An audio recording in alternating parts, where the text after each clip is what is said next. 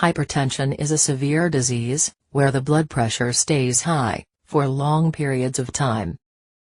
This disease is known to be silent, because in most cases, it has no apparent symptoms. Despite this, hypertension is a very common disease, and if not treated, it can become very dangerous. In the United States, it is estimated that 1/3 of the population suffers from hypertension.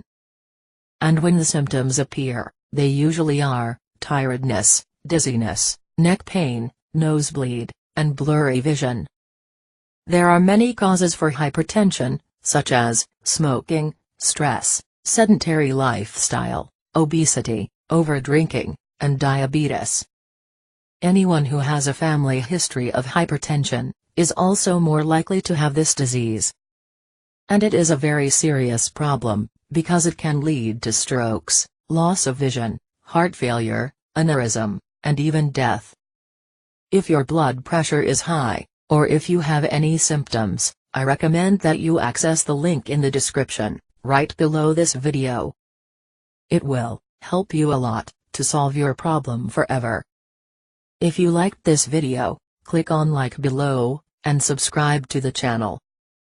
Get well, and good luck.